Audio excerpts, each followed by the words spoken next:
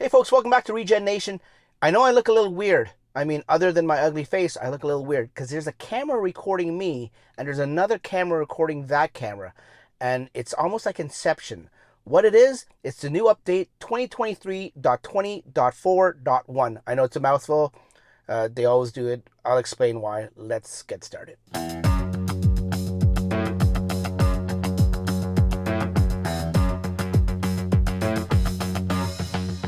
Okay, like I promised, 2023.20.4.1, mouthful, but you know what?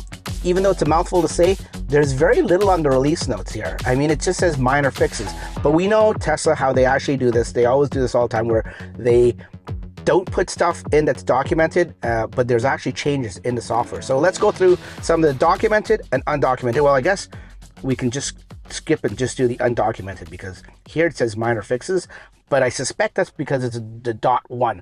The .4 or even just the .20 has some new features, and let me show you where you can actually find out what the new features are. So if we go to this small little website called notateslaapp.com, it is an amazing little website here. It's actually not so little. It tells you all about and I know there are some other websites that do this, but it tells you about all the updates and what they have and the features and everything. I just like this one and how they do it. So this is 2023.20.4.1, the release notes. And one of the new things is, as you can see, undocumented changes and documented changes. It tells you actually here, minus, forget about the ads, folks.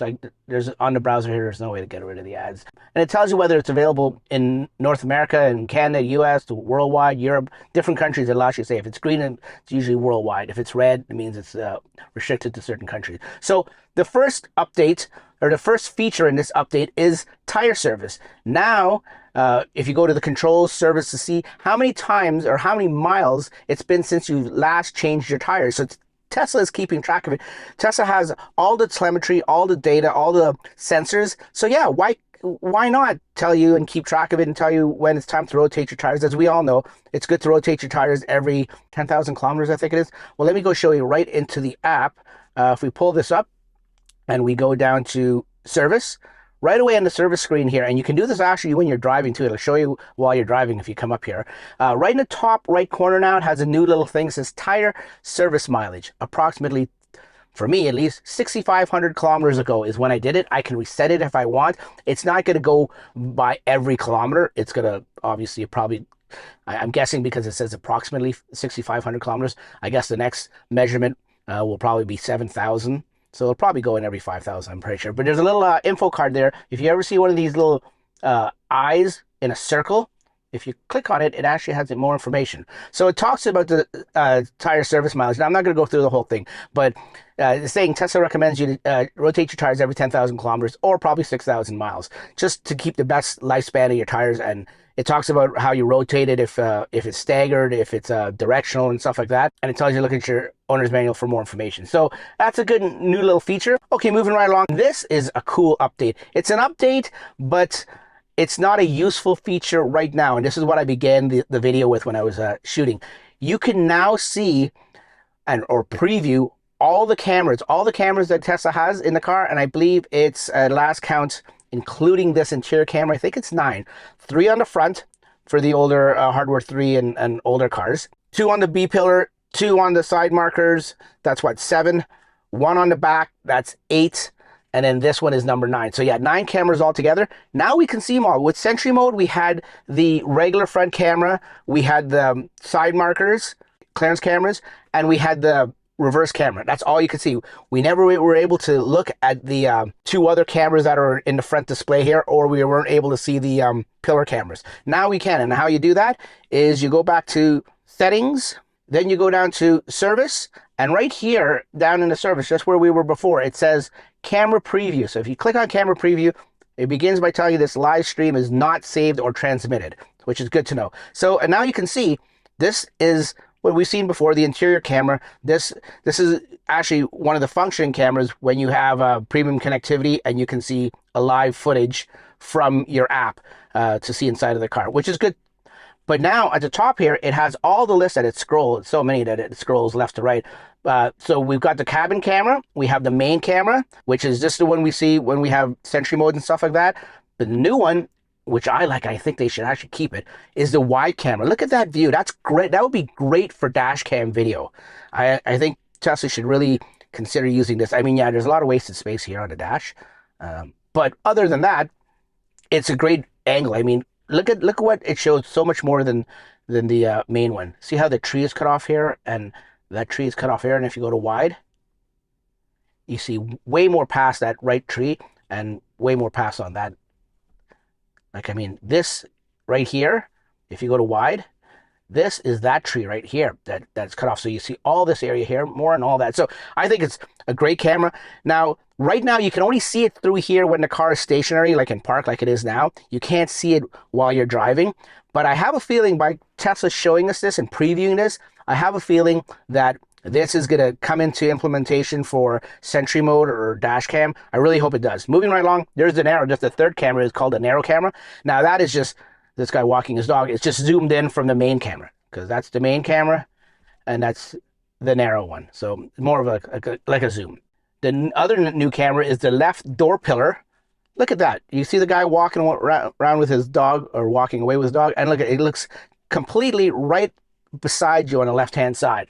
Now, the left fender, they call it. We've seen this one. This is great for lane changes and Sentry mode and stuff like that. But I think the left one also has a good view too, that the fender one doesn't pick up. Like, see how the fender one ends right where this curb ends here?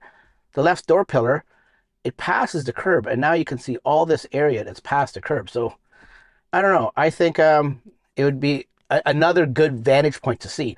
Now, that's the right door pillar, as you can see there, as I'm in this parking lot. The right fender, it shows that, and then the rear view, which is what we're accustomed to, we've seen before. So the new ones are, like I said, this wide angle, which I think is great, the narrow, and then the left and right door pillars.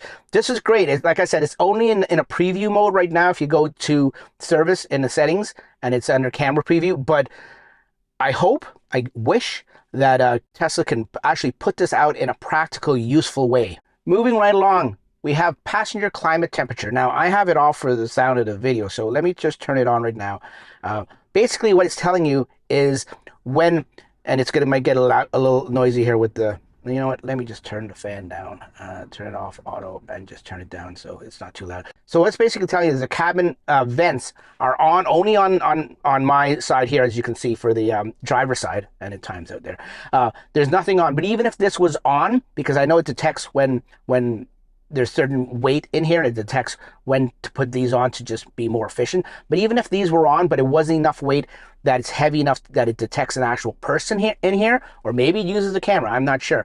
But basically, it doesn't register on the screen here. It gives you more real estate. Now, it gives you for the volume control, but you know, we all know we have the volume control on the steering wheel, on the scroll wheel. So I'm not sure why Tesla thinks that this is more useful. But anyways, it just lets you know that it knows that there is no person here. So it takes away the temperature controls, and it just lets you use it right here. So it basically tells you the app launcher in the bottom of the screen will now only display the driver's climate settings if there is no one sitting in the passenger seat. So it knows, it has all the sensors and in the seats and everything. It can tell if someone sits in the passenger seat, the passenger temperature setting will automatically appear. So that's good. Okay, moving right along, current trip odometer has changed now. This is a new update.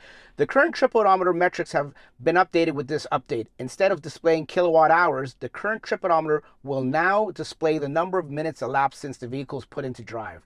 The other odometers, such as since last charge, trip A and trip B, they're still going to be in kilowatts. So if you go to settings and you go to trips, as you can see, now it shows duration, says 16 minutes, and then it shows on these ones, like I said, since last charge, and all the other A and B, they're still going to show in kilowatt hours. That's what it is. And then on the card here, it shows 16 minutes. I want to say that it almost did that before, but I could be wrong. I do remember it had something to do with minutes as opposed to kilowatt hours. But anyways, it says it's new. I'm going to take their word for it that it's new.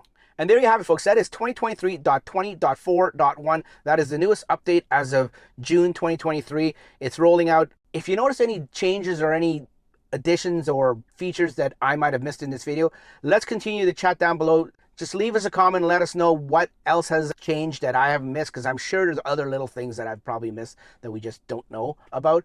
So guys, if you found this video useful or informative or anything like that, leave me a like, subscribe to the channel if you're new. I usually don't say a lot of things that should be taken for granted. I know now with the referral program back in action, even though Tesla says that they don't want people like with, you know, social media and high influencers spreading their referral codes all over the place.